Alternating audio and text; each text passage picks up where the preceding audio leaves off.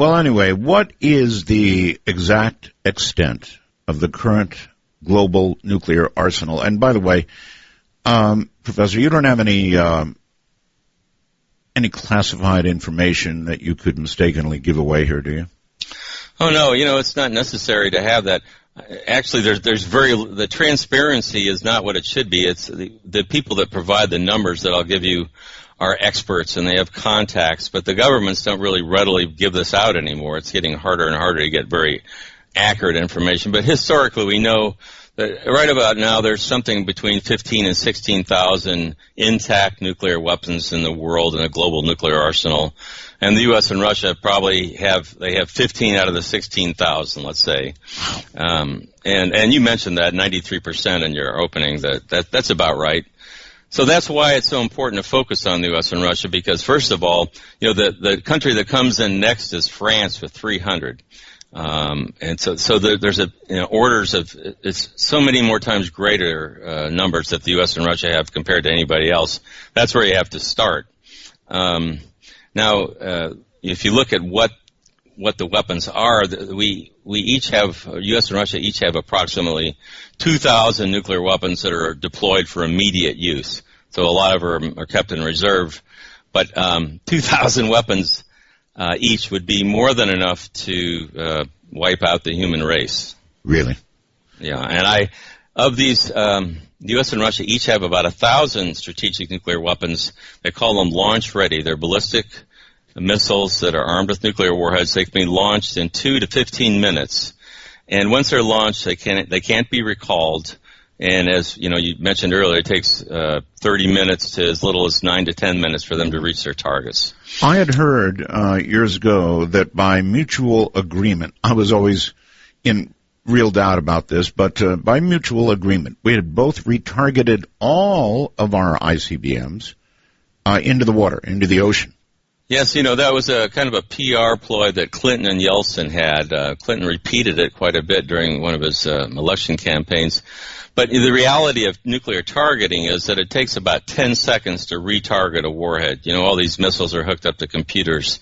It was a meaningless agreement. The only way to really change this is to stand down these weapons, make it first so that they can't be launched within a few minutes. And then, but better, let's dismantle them, take the warheads off the missiles. We have to start thinking of this as a problem for our species. Oh, I do. I think of it as a problem for our species. Well, the people in charge don't, I think. I think they're so caught up in the moment. The scientists have tried to discuss these studies they're called peer-reviewed studies. They're the best studies that can be done in science. They publish them and they're criticized by all the best scientists in the world. And if they can't find anything wrong with it, then they go into a journal. And these have been out there for 7 or 8 years, and they predict that even what you would call a successful first strike. Let's say that the U.S. launched and destroyed every Russian strategic nuclear weapon, every nuclear weapon that could be launched against the United States. Right. Well, the environmental consequences of that successful first strike would cause everybody in the United States to starve to death, along with everybody else in the world. So it's a self-destruct mechanism for the human race. The scientists wrote an article called Self-Assured Destruction, which you would compare that to mutual assured. It's actually, all along, it's been self-assured right. destruction. A little bit, slow down a little bit. You said even if we had a successful first launch against Russia, that we would starve to death. How does that happen? Well, the mechanism is that nuclear weapons are really like a piece of the sun when they detonate. And this goes for the bomb that destroyed Hiroshima, which was 15,000 tons of TNT explosive equivalent, to average, say, Russian strategic warhead that has 800,000 tons of TNT. That's what's normal today. But both of those when the fireball they create, the surface of that fireball is hotter than the surface of the sun. So what happens then, if that's detonated over or above a city, it will ignite everything within a radius. The 15 kiloton weapon sets 3 to 5 square miles on fire instantly. The 800 kiloton warhead will set 90 to 152 square miles on fire instantly. And all these, what happens is there's fire set over this whole area. It's a mass fire, and within 10 to 15 minutes it coalesces. They all join together to form a single gigantic fire. In the center of the fire, there's like a chimney effect that rises up, and it creates hurricane-force winds that blow towards the center of the fire. So it'll actually be strong enough to uproot trees and pull into the fire. You can't, and anyone in the fire zone, in a matter of minutes, the air temperature is good above the boiling temperature of water.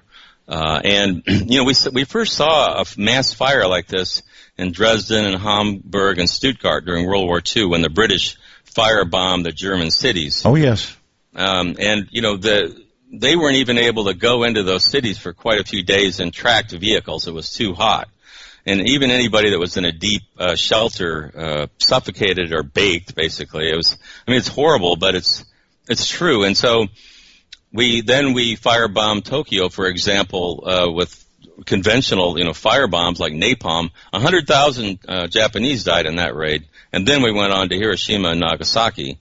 Mm-hmm. So we basically crossed the moral threshold for blowing up, burning cities up. But so if you think about what a nuclear war is, if you think of like one 800 kiloton warhead with 150 square miles on fire, then you multiply that times hundreds or thousands, all within an hour's space of time. All those fires create enormous amounts of smoke and soot. The scientists have predicted that a U.S.-Russian strategic nuclear war would produce somewhere between 50 and 180 million tons of smoke. And this smoke will quickly rise above cloud level, which means it can't be rained out. And once it gets into the stratosphere, there are high winds. In a matter of 10 to 14 days, that smoke will completely encircle the Earth and engulf the Earth in a global stratospheric smoke layer. And this layer will do two things. Basically it absorbs and blocks the sunlight. By absorbing it, it heats up the stratosphere, which destroys the protective ozone layer. And by blocking that sun, it prevents warming sunlight from reaching the surface of the Earth. And that, in a matter of a week, will produce temperatures colder than they were at the height of the last ice age 18,000 years ago. And the end result is that for 1 to 3 years, the temperatures in central North America and Eurasia will be below freezing every day. All summer. Yeah, all year, every single day of the year, and it'll stay cold for so long that will eliminate growing seasons for at least 10 years, maybe 20. All right, let's back up just a little bit. You said if both arsenals were used. Let's say we just surprised Russia and decapitated them only, and they didn't have an opportunity really to strike back at us. What have you got then? Do we still have, because you were describing nuclear winter, right? Yes. And we would still have nuclear winter. There might be, let's just say there's 50 million tons of smoke instead of 180 million. Right. It doesn't matter. It's still going to be below freezing every day for at least a year, and there won't be any growing seasons for at least 10 years. All right. Hold it right there, Stephen.